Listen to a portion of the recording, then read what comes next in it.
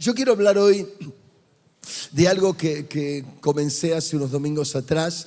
Hoy a la mañana también hablé, algo que identificaba nuestra adolescencia y juventud con Silvia y que era parte de la iglesia de aquellos años, es decir, el tema de la salvación, un tema importantísimo. En aquellos años uno no iba a la iglesia para que Dios te bendiga, para que Dios te prospere, para que te sanes de una enfermedad. Tal vez ibas de curioso y después te sanabas. Pero en realidad vos ibas porque querías ser salvo. ¿Y qué era ser salvo? Yo le cuento para que entienda.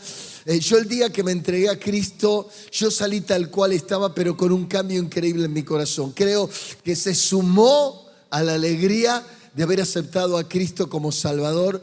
Y yo sabía que si salía de la iglesia y de torpe, me pasaba un camión por encima y tenía unos minutos para reflexionar antes de morir, me iba a morir con una sonrisa, porque yo era salvo.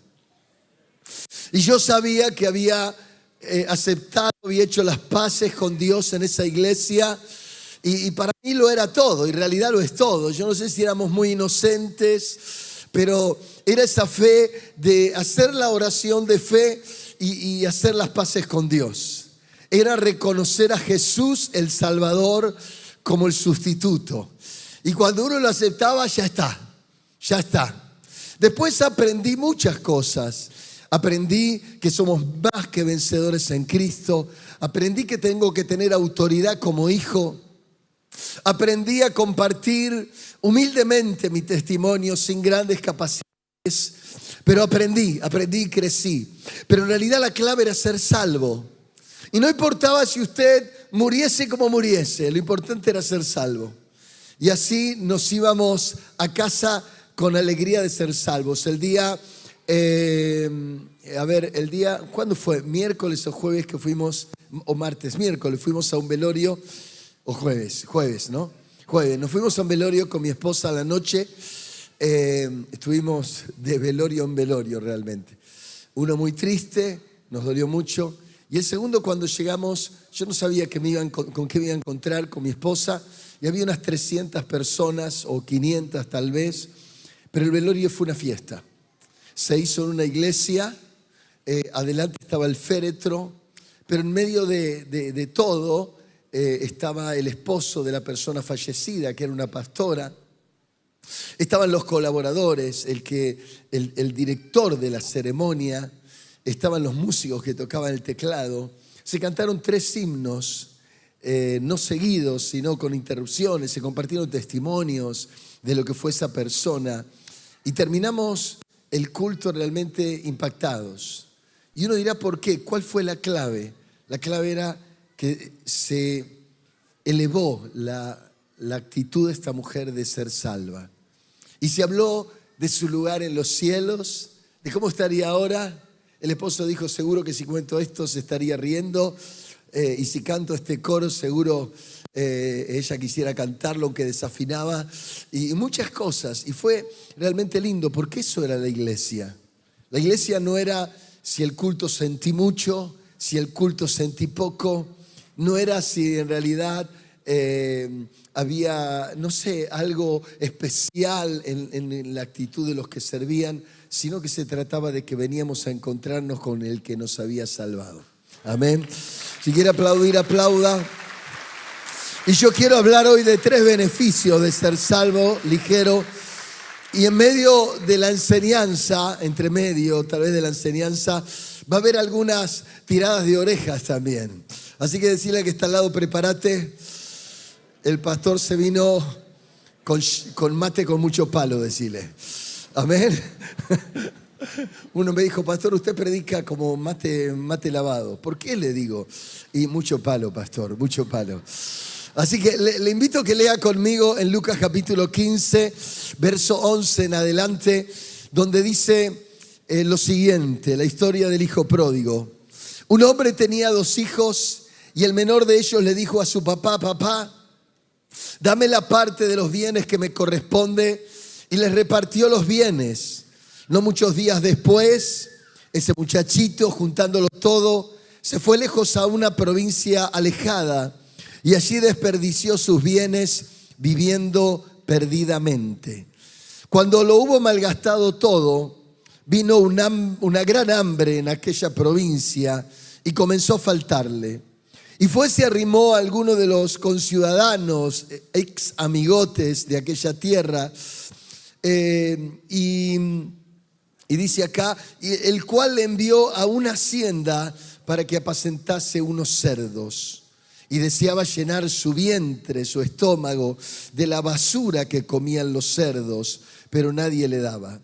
Y volviendo en sí, dijo: ¿cuántos jornaleros en la casa de mi padre tienen abundancia de pan? Vuelvo a repetir esta parte. Que se había alejado de la casa de su padre, dijo: ¿cuántos jornaleros, cuántos de los que trabajan por día en la casa de mi papá tienen abundancia de pan? Y yo aquí perezco de hambre. Me levantaré e iré a mi padre y le diré: Padre, he pecado contra el cielo y contra ti. Ya no soy digno de ser llamado tu hijo. Hazme como uno de esos que trabajan por día. Y levantándose, vino a su padre, y cuando aún estaba lejos, lo vio su papá, quien fue movido a misericordia y corrió y se echó sobre el cuello de su hijo y le besó. Y el hijo le dijo: papá, he fallado al cielo y te he fallado a ti. Ya no soy digno de ser llamado tu hijo. Pero el padre le dijo a todos los sirvientes que estaban ahí: saquen el mejor vestido y tráiganlo para él. Y pongan un anillo en su mano y pónganle calzado en los pies. Y traigan el becerro gordo y mátenlo y comamos y hagamos fiesta. Porque mi hijo muerto era y había revivido, y ha revivido, se había perdido y es hallado. Y comenzaron a regocijarse. Amén. Damos un gran aplauso al cielo por esta historia de reconciliación. En verdad, esta historia nos habla, nos refleja el amor del Padre. Un amor donde el Padre nos espera. Quizás hay personas nuevas hoy que nos visitan que conocieron ese amor. Y muchas veces cuando nos alejamos de Dios no nos damos cuenta. El ser humano piensa que ya está bien porque venimos o estamos siendo parte, algunos hoy, de la familia de Dios, creyendo que el fin es ser sano, es ser prosperado, es la rehabilitación sentimental de una relación, o tal vez que Dios haga otro tipo de milagro. Y la persona, cuando encuentra el milagro, a veces, ¿qué es lo que hace? Deja de congregar. Y ahí es un problema. La Biblia dice: ni deis lugar al diablo. Pero cuando nos dejamos de congregar, ese sinvergüenza diablo toma todo lo que recogiste en Dios y lo empieza a destruir. Porque Él justamente vino a buscar esclavos. Y a esas personas que ha hecho esclavos, los maltrata, los enferma. Dice la Biblia: vino a robarlos, vino a matarlos y a aniquilar todo lo que quedaba de ellos. Así que este joven reflexionó a tiempo. Y esto es importante porque a veces pensar en el ambiente espiritual nos cuesta un poquito. Hablamos de la iglesia, tal vez de demonios y de hechicerías, y decimos: pero eso son pavadas. Hasta que, como me dijo una persona unas cuantas horas atrás, me dijo: en mi casa, pastor, hay ruidos, puedo apreciar demonios que se acercan a mi cama, me despierto y los veo. Y ahí es cuando recién decimos: voy a volver a la casa del Padre. Porque en verdad nos damos cuenta que es verdad que hay demonios, es verdad que hay hechicerías. Es verdad que hay demonios que implantan enfermedades. Hay demonios que te dejan tan libres para el dengue, para el COVID, para lo que quieras, al punto que los demonios vienen, te inyectan y luego dices: ¿qué me está pasando? Porque en realidad Satanás vino a robar, matar y destruir. Y este jovencito lo había perdido todo menos la vida. Entonces, cuando estaba ya muriéndose de hambre, dice la historia que él dijo: en la casa de mi padre todos tienen comida. En la casa de mi padre todos desayunan. En la casa de mi padre hay un techo que cada uno tiene, aunque sea alquilado, pero acá me muero de hambre. Voy a volver a mi casa y le voy a decir a mi padre que me perdone, que le fallé al cielo, que le fallé a él, que quiero ser un trabajador de la casa nada más. Y la historia dice: cuando volvió, yo me lo imagino, tal vez su padre limpiando el parque, limpiando o cerrando el portón o lo que sea. Vio a la distancia que venía uno tal vez ya conocido caminando como su hijo. Y miró y dijo, este es mi hijo, este es mi hijo. Y salió corriendo y corrió el viejo, corrió. Y cuando el muchacho vino, lo abrazó, lo besó y empezó a gritar, traigan el vestido que yo reservé, traigan el anillo, traigan todas las sandalias bonitas que guardé y hagan fiesta porque mi hijo volvió. Fuerte ese aplauso. Ahora, ¿qué es lo que este muchacho pensó? Que en la casa del padre se estaba mejor. Él sabía que en la casa del padre iba a estar mejor. Y es una verdad que tenemos que encuñar o acuñar, si quiere, en nuestras almas. Como decía una de las personas, es mejor estar un día acá que 1000 días fuera de ella. O 1000 días acá que un día fuera, como quiera. Pero es mejor estar en la casa de Dios. Y el joven lo dijo, yo acá me estoy muriendo de frío, estoy padeciendo problemas. Pero en la casa de mi padre todos tienen techo, todos tienen comida. Y el muchacho decidió volver. En la casa del padre, primero, siempre se está mejor. Segundo, en la casa del padre se vive siempre bajo resguardo, protección. La protección en este caso del Dios eterno.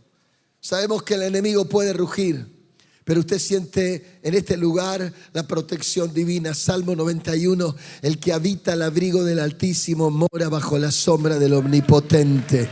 Así que diablo, la perdiste con todos los que están en la casa de Dios. Diablo, donde te encuentres la perdiste, porque estos habitan bajo el abrigo del Altísimo. Apláudale con ganas ahí donde está. Tercero, estos también no tenían dudas, los que estaban en la casa del Padre, que ninguna de sus generaciones se quedarían sin dirección ni bendición. Entonces ese muchacho habrá dicho, me voy a la casa del Padre. Perdón, no quiero ofender a nadie, pero habrá dicho acá afuera, que voy a encontrar una de esas locas que no tienen ganas de laburar, que no crían hijos, que me cambian por otro. Me voy a la casa del Padre. En la casa del Padre voy a encontrar una buena compañera. Voy a encontrar una compañera luchadora, como dice Proverbios 31, una campeona de la vida.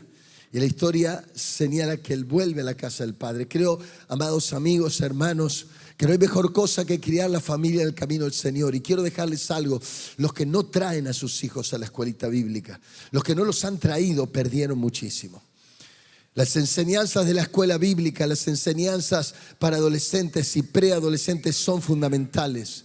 Recuerde siempre, instruye al niño en su camino. Los instruimos con la tele, con los celulares, con los equipos de fútbol. Aman sus equipos de fútbol. Pero Dios dice, instruílos con mi palabra. Instruílos con mi mensaje. Traiga a sus hijos a la escuelita. Tal vez acá hay padres que dicen, yo no entiendo por qué mi hijo se perdió, por qué mi hijo hoy con 16 años ya quiere buscar su novia. Y otro dirá, ¿por qué mi hijo se volvió a las drogas? ¿Por qué? Porque en realidad las raíces que les damos a nuestros hijos en ocasiones no son las mejores. Y después, cuando pasa el tiempo, nos quejamos. Hablando con uno de mis muchachos, con mi hijo que tiene una hija, le dije, ¿cuánto tiempo le dedicas para la palabra de Dios? Si tu hija necesita la escuela bíblica, necesita tus oraciones, necesita que por semanas 3 veces le ministres la palabra, aunque sea 20 minutos, le ores, le bendigas. Y padres, debemos saber que el hijo pródigo sí lo tenían claro a eso, lo tenía presente. Dice justamente aquí la palabra de Dios, Pablo le dijo al carcelero, esto está en Hechos capítulo 16, verso 31, y aquí es donde vamos entrando en el tema. Cree en el Señor Jesucristo y serás salvo tú y tu casa. Es decir, creer va mucho más que ir a la iglesia. Es creer en toda palabra que Jesús dijo. Por lo tanto, al pensar en esto y al meterme en esto, y como prediqué esta mañana del infierno y vestiré un poquito más que el otro día, le quiero dejar algo. Hay distintos males, 2 males terribles que tiene el ser humano que se aparta de Dios. Hay 2 males que el ser humano no debería vivirlos, porque Dios no vino a perderlos. Jesús vino, se hizo carne siendo Dios y vino a salvar al pecador. Por eso el mensaje de Jesús en esta Pascua debe ser fundamental Porque estamos nosotros para hacer lo que Él espera. Y la iglesia tiene que anunciar el mensaje de Cristo. Tenemos que llevar y anunciarles que Él es el Salvador. Y quiero dejarle en primer lugar acá 2 terribles males del ser humano que no es salvo. Primeramente, pierde la salvación eterna. Es decir, erra al máximo propósito de la vida. Errar el blanco es perder el premio. Tengo un versículo que quiero dejarle, que está en el libro de Primera de Juan, capítulo 2, verso 23. A ver si lo podemos poner. Y dice: todo aquel que niega al Hijo tampoco tiene a Dios el Padre. Wow. El que niega a Jesús el Hijo tampoco tiene al Padre. El que confiesa al Hijo tiene también al Padre. Los versos siguientes que hemos elegido, lo tengo aquí, el verso 5 creo que es. Dice aquí, capítulo 5, verso 12, perdón. El que tiene al Hijo tiene la, y el que no tiene al Hijo de Dios no tiene la. Es decir, que la persona que no tiene a Cristo no tiene la vida eterna. Usted tiene que correr como yo, como nosotros, para alcanzar a todo pecador, su vecino, su hijo, sus parientes, y traerlos a Cristo. Esto es una cuestión de vida o muerte. Es decir, que su hijo puede ser alejado de Dios, pero puede tener un auto 0 kilómetros, 2 autos 0 kilómetros, puede tener 10 autos, puede tener 50 departamentos, puede ser el más rico de Argentina, pero si no tiene el hijo, se muere para siempre, eternamente perdido. La iglesia tiene que llevar a Cristo a los pecadores. Tenemos que alcanzar a aquellos que no conocen a Jesús, atraerlos. Tenemos que ser esforzados porque el que no tiene al Hijo no tiene la vida. En segundo lugar, y el segundo mal sería, el errar el camino eterno es no entrar en la vida completa que Dios da. Es perder la senda llena de riquezas que Dios da y quedarse afuera de todo lo bonito que Dios había preparado para una persona. Como he dicho, se puede tener un buen auto, se puede tener una buena casa, pero se puede tener una familia horrorosa. Tener a Cristo, como dice Deuteronomio 28, versículo 1 y 2, dice lo siguiente, ligeramente ahí: acontecerá que si oyeres atentamente mi voz, dice el Señor, para guardar y poner por obra todos los mandamientos que yo te prescribo hoy, quiero decirte que también te exaltaré sobre todas las naciones de la tierra. Versículo siguiente: y vendrán a ti todas estas bendiciones. ¿Y qué dice luego? Y te alcanzarán. Diga conmigo: me van a alcanzar si oigo la voz del Señor mi Dios. Es decir, espere. Es decir, que usted tiene que aprender a oír a Dios para que las bendiciones le alcancen. Usted cuando escucha a Dios va marchando en la vida, ¡pum!, se le pegó una bendición por atrás. Y tal vez el milagro que estaba esperando. Un hermano me dijo días atrás, me llevaron a una iglesia, fue la primera vez que me humillé en mi vida, dice. Y cuando estaba sentado por ahí atrás, dice, escuché una voz que me dice: déjalo todo y sígueme. Y me di vuelta, porque era una voz de hombre gruesa. Y me di vuelta, y eran todas mujeres las que estaban detrás mío, dice. Dice, ¿quién me lo dijo? Me agarró pánico, dijo. Porque en realidad las bendiciones se te pegan cuando tú lo buscas. Cuando tú te humillas. El buscar al Señor, el ser salvo, el saber que la riqueza más grande no es el bien que encuentres, sino pertenecerle.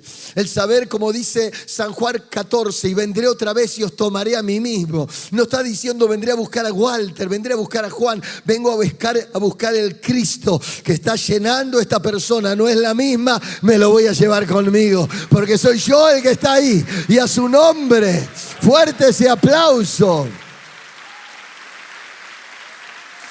El verso 15, mire lo que dice.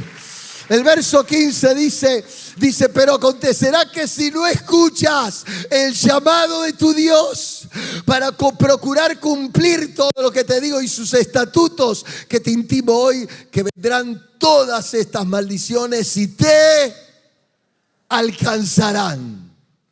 Es decir, Dios dice, si tú no entiendes el evangelio, si tú no eres salvo y tienes la vida eterna en el cielo, quiero decirte que la vida se te va a hacer difícil. Las maldiciones te van a alcanzar. No estamos maldiciendo a nadie. Estamos diciendo lo que Dios dijo en su palabra. En el principio de las Escrituras. Tú te apartas de Él, tú le das la espalda a Él, tú te alejas de Él, tus hijos, tus parientes, tus vecinos. Las maldiciones están marchando, esperando la oportunidad para agarrarlos, destrozarlos, lastimarlos. Querida iglesia, tú que eres salva, tú que has decidido seguir a Cristo, es el tiempo para empezar a anunciar el mensaje de Jesús. Sé que Dios los va a bendecir, las bendiciones de hecho les van a alcanzar a los que vengan a Él. Pero lo más importante es que sean salvos. Trae a toda tu familia, trae a todos. Ahora hay 3 beneficios que yo te quiero dejar en este día sobre esto. 3 maravillosos beneficios. El primero, el de tomar a Jesús como el Señor de tu vida y el conductor de tu senda, te transforma totalmente. Hechos 16:31 dice: cree en el Señor Jesucristo y serás salvo tú y tu casa. Y a su nombre. Es decir, ahí hay una promesa escondida, pero encierra 2 verdades iniciales. La primera, cree. Por favor, póngalo de vuelta, no la borren cuando estoy señalando. Cree. Tú debes creer en el Señor Jesucristo. Debes creer quién es Él, creer en su palabra, creer en su verdad. Tienes que tomarte su palabra y cada día creerla, cada día declararla.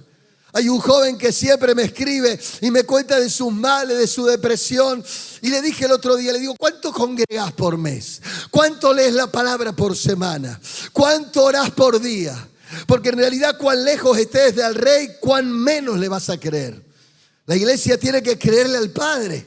La iglesia tiene que creer lo que Dios dijo. La única manera de pisarle la cabeza a la serpiente es que estés en los brazos de Jesús, es que estés realmente tomado de su mano. Y aunque bebas cosa mortífera, aunque te inyecten cosa mortífera, no te hará daño, porque mayor es el que está contigo que el que está en el mundo. Fuerte ese aplauso.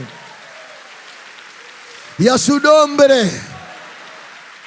Ese es uno que se congrega, que escucha la palabra de Dios, que escucha las advertencias y la dirección divina. Uno que se sienta en la iglesia, en la mesa del Padre, para comer lo que su Padre le dé. Usted debe permanecer firme en la casa de Dios. Debe ser inamovible. Sirva o no sirva. Le traten bien o no le traten bien, porque usted no sirve a hombre. Usted no vino a buscar un ser humano, usted vino a buscar a Jesús de Nazaret. Y si en ese día le toca limpiar el baño, lo limpia con alegría. Si le toca estar en la puerta, en la calle, en el campo, lo hace con alegría, porque sabe que está sirviendo al Altísimo. Usted es uno que lo sirve a Él. Apláudale, apláudale y diga: amén, papito. Amén, papito. Lo primero, entonces, el primer beneficio es realmente tomar a Jesús como el Señor de su vida, pertenecerle. El segundo beneficio es el entrar en, realmente, el de entrar a su vida plena. Es decir, haber alcanzado lo glorioso que Él tiene para mí.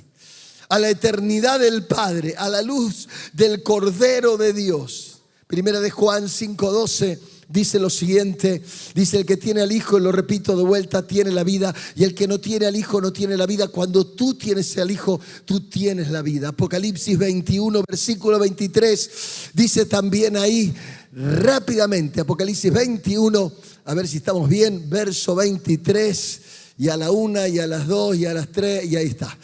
La ciudad no tiene necesidad en el cielo de sol ni de luna que brillen en ella, porque la gloria de Dios la ilumina y el Cordero su lumbrera. En el cielo, en el cielo, en el cielo, en el cielo y en tu vida en la tierra, el Cordero de Dios va a ser el que te ilumine cuando marcha. No va a haber oscuridad, ni va a haber problemas. Jesús dijo: yo soy la luz del mundo. No tengas miedo a dormir con la luz apagada, porque yo te estoy iluminando y yo soy el que te cuida.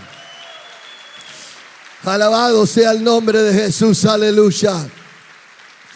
En tercer lugar, aparte de la vida eterna, en segundo lugar, en tercer lugar, el salvo cambia toda su cultura de muerte por una cultura de vida en abundancia. Romanos 6:23, ligeramente ahí. Romanos 6:23 dice, porque la paga del pecado es muerte. Y esto es lo que vive la mayoría de la gente. Una vida atada a la muerte. Mueren las relaciones de esposo y esposa, de padres e hijos. Muere la salud. Mueren las relaciones de papá con su muchacho. Ya no lo habla más, no lo visita más. Satanás vino a matar. Satanás vino a traer cultura de muerte. Mas la dádiva de Dios es vida plena, vida eterna en Cristo Jesús, Señor nuestro. Juan 10:10. Yo he venido, el ladrón no viene sino para hurtar, matar y destruir, mas yo he venido para que tengan vida y para que la tengan en abundancia. Esa es tu vida, esa es tu vida. Un poquito más y voy terminando mientras el tecladista va ocupando su lugar. En esto del tercero, ahí donde empezamos a tomar autoridad como vencedores. Romanos 8:37, no es 8:28 como puse, sino Romanos 8:37, dice que somos más que vencedores. Diga conmigo, somos más, es 37, más que vencedores, más que vencedores. Diga conmigo, más que vencedores, más que vencedores. Vamos de vuelta, dígalo hasta que se le pegue. Somos más que vencedores. Otra vez, somos más que vencedores. Yo creo, querido amigo, hermano, hermana, creo que hay una psicosis social de miedo propagada por los televisores, por las redes y demás. Y que el ser humano, sin darse cuenta, va entrando cada vez más en el miedo. Hace unos cuantos años atrás, no muchos, se hablaba del COVID. La gente entró en un pánico, salieron corriendo todos a vacunarse, no salíamos a la calle, teníamos todos barbijos, los encerraron no sé para qué. Recuerdo que mandaban videos de Ecuador, la gente muriendo por las calles. Tuvimos la oportunidad con mi esposa de ir a Ecuador y preguntarle si eso había sido así. Y me dijeron, no, eso fue mentira. Y yo dije, wow, nos engañamos, nos engañaron. Recuerdo una mañana cuando comenzó la gran tormenta. Yo había escuchado poco, pero escuché una palabra apenas me levanto. Estábamos en una casa que estábamos alquilando. Cuando salgo de esa casa, cuando me levanto de la cama, yo recuerdo claramente, me despierto y escucho una sola palabra, una palabra. Y esa palabra decía genocidio. Y yo dije, Señor, estamos entrando en un proceso de gente muy poderosa que está queriendo de alguna manera tal vez vaciar el mundo, como sea, algo está pasando. Realmente Satanás se puso de acuerdo con muchos ricos que tienen más dinero que todos los que estamos aquí juntos. Y ellos sí están decididos a hacer lo que Satanás quiere. Siempre los hubo. Si quiere pensar en un Hitler y en otros más, siempre los hubo. Satanás vino a robar, matar y destruir. Siempre los hubo. Personas que se pegaron a él. Pero cuando estamos en los brazos de Jesús, caerán a tu lado uno y otros a tu otro lado, mas a ti no llegará. No te podrán tocar. Por eso, cuando Jesús llega, te cambia la cultura. Y quiero dejarte esto final en cuanto a este punto. Tus hijos son mejores que tú. Cuando uno se convierte, los hijos no arrastran los vicios de sus padres, porque uno tiene un ADN nuevo. Tus hijos no son fracasados como fracasó papá o mamá. Tus hijos no llevan la herencia de un divorcio porque tiene otro ADN. Tiene el ADN de la vida próspera, de la vida donde las bendiciones te alcanzan. Ese hijo no tiene nada que ver cuando se convierte, y los hijos de ese muchacho, de esa muchacha son mejores, y los nietos son mejores que sus padres todavía. Porque es la promesa de Dios. Es un cambio cultural. Y aquí es donde de alguna manera te voy a tirar la oreja. Padres, dedíquenle tiempo a sus hijos para escuchar la palabra de Dios. En mi casa 2 o 3 días y hasta a veces 4 o 5 nos detenemos a meditar en la palabra en familia. Y lo hacemos desde que mis hijos tenían 1 año más o menos. Antes lo hacíamos solos. Pero cuando empezaron a comprender, empezamos a dedicar tiempo. Y padres, si queremos tener hijos que sean ingenieros, los tenemos que mandar a estudiar. Si queremos que sean arquitectos, los tenemos que mandar a estudiar. Si queremos que sean médicos, los tenemos que mandar a estudiar. Y si queremos que sean más que vencedores contra las huestes del diablo, tenemos que dedicarles tiempo. Si usted no le dedica tiempo, no pida un milagro que no puede suceder. Iglesia, es tiempo de decidir. Y le quiero dejar esta última historia de Lucas capítulo 19, la historia de Zaqueo, en la que se declara justamente que la salvación entró en la casa de ese hombre. Recuerde, ser salvo no es tener dinero, ser salvo no es ser sanado. La bendición te va a alcanzar. Pero ser salvo es irte al cielo. Si te mueres hoy es irte al cielo. Es saber que tienes vida eterna. Es saber que no hay demonio, ni hechicero, ni brujo. Recuerdo una historieta muy chiquitita que me identificó. Estaba el tipo en su casa. Y cuando estaba en su casa, no estaba durmiendo, sí, era la noche. Llega un ladrón con un arma en la mano y le dice: dame toda la plata. Entonces cuando el hombre se despierta, él lo ve el ladrón. Esos ladrones de antifaz de aquellos años. Este se despierta y dice: bienvenido a casa, le dice. El ladrón se asusta. Dice: ¿qué le pasa a esto? Vení, vamos a tomar un café con leche antes que me vaya. ¿Qué te vas a ir? Quiero que me des la plata. Sí, te la voy a dar toda, pero me voy a ir. Y entonces se lo lleva, calienta el café, la leche. Se sientan juntos en la mesa. Para que te sirva un cafecito. Y después me matás, le dice. Y el ladrón no entendía nada. Y se sentaron juntos y le dijo el tipo dueño de la casa: por fin llegaste. La verdad que estaba deseoso de irme, pero ¿a dónde te vas a ir? Bueno, te cuento, tengo un lugar en los cielos que me está preparado. Yo encontré a Jesucristo hace algunos años y siempre esperé este día y justo llegaste para cumplirlo, le dice. Me siento tan feliz. Este es mi día en el cual en el cielo me van a dar una corona. Voy a ver el rostro de mi Salvador y voy a caminar por esas calles de oro y mar de cristal. Le dijo: Jesús me llenó, pero ahora lo voy a ver cara a cara. El ladrón se puso a llorar y le dijo: yo necesito lo que usted tiene, Señor. Usted me puede dar lo que usted tiene, yo lo necesito. Yo quiero esa riqueza que usted tiene en su alma. La historia dice que Zaqueo era un hombre que tenía todas las riquezas y escuchó que venía Jesús por ahí. Se subió a un árbol para verlo, un enanito. No enano por ese síndrome, sino bajito de estatura, tal vez 1,50 m. Se subió a un árbol y esperó que Jesús pasara. Jesús no lo conocía y Jesús con sus discípulos fueron caminando y de repente Jesús lo ve y le dice: hey, Zaqueo, baja del árbol, que hoy es necesario que vaya a tu casa. Si lo podemos poner a los versículos, por favor. La historia dice, un poquito más adelante, versículos 4 o 5 más o menos, dice: corriendo delante subió a un árbol sicómoro para ver a Jesús, porque había de pasar por allí.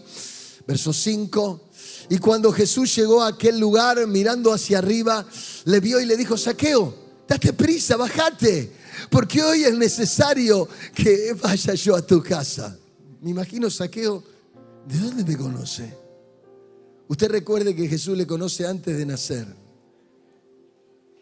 que Él lo estaba viendo a usted cuando se formaba en el vientre de su madre. Él sabe ya qué nombre usted iba a tener.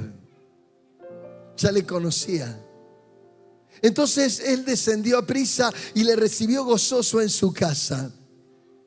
Y al ver todos los que estaban ahí, dijeron: entró en la casa de este hombre un pecador. ¿Cómo puede ser que Jesús lo esté en la casa con él? Un poquito más adelante. Entonces Zaqueo, puesto en pie, le dijo al Señor: he aquí, Señor, la mitad de mis bienes doy a los pobres, y si en algo he defraudado a alguno, se lo devuelvo 4 veces. Verso 9. Jesús le dijo: hoy ha venido la salvación a esta casa. A partir de hoy sos salvo, querido Zaqueo, y toda tu familia, por cuanto también vos sos un hijo de la familia de la fe. Verso 10. porque el Hijo del Hombre vino a buscar y a salvar lo que se había perdido. Yo quiero dejarle esto final y espero que lo pueda entender. Primeramente, Zaqueo había deseado ver a Jesús. Y cuando fue visto por Jesús, Jesús lo llamó por su nombre. Jesús le dijo: te conozco. Jesús quiso ir a su casa y Zaqueo se lo llevó. Yo creo que Jesús tiene que estar en nuestras casas.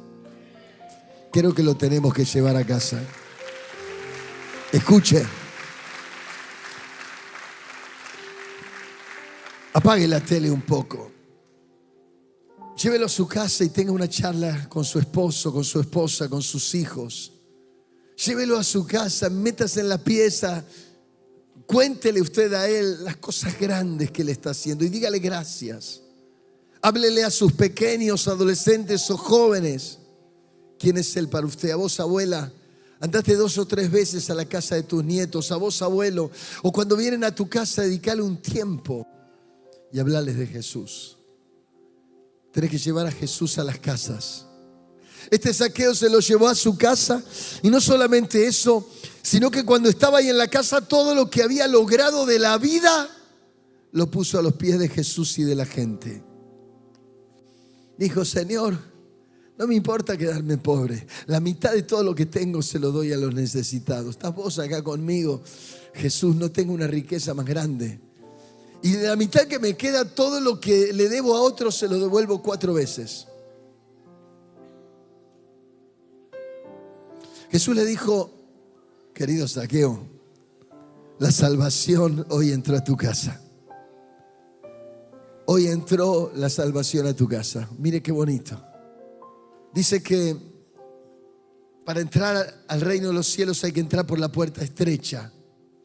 Dice que la puerta estrecha Jesús la ejemplificó con una puerta que se llamaba ojo de aguja. En los inmensos muros que rodeaban los castillos y las ciudades, había en un lugar una puerta finita donde la persona entraba casi de costado. Muy delgado tenía que ser el que pase. Y Jesús dijo que al reino de los cielos solo podíamos entrar por la puerta estrecha. ¿Qué está diciendo? Que vamos a tener que humillarnos, que vamos a tener que aprender a pedir perdón, que vamos a tener que renunciar. Como en esta mañana dije, estaba leyendo un montón de versículos. Dice: los afeminados no entrarán en el reino de los cielos, los adúlteros, los fornicarios. Y después de dar una lista pequeña de pecadores, dice el último: y ningún mentiroso. Epa, pero ¿cómo puedo comparar un homicida con un mentiroso? Imagínese en el cielo, cuando usted se vaya por ser una buena persona rendida a Jesús, estuviera lleno de mentirosos que nunca se arrepintieron. En la puerta estrecha, para pasar, te tenés que arrepentir de tus pecados. En la puerta estrecha tenés que dejar tus rencores, tus resentimientos, tus enojos, tus pavadas.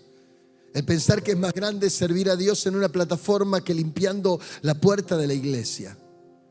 Ahí tenés que dejar todo, morir, porque lo que vale es servirlo, no importa dónde estés. Lo que vale es poder honrarlo y que cuando llegues a la presencia se te diga: hiciste lo que estaba esperando. Porque Él no se mide por grandes predicadores. Él se mide por aquel que hace lo que tenía que hacer. Las bendiciones te alcanzarán si eres salvo. Las bendiciones te llegarán hacia tu vida, tu casa. Acompañarán luego a tus hijos, nietos, bisnietos, si Cristo no viene antes. La iglesia tiene que ponerse de pie. Primero, ser salvo.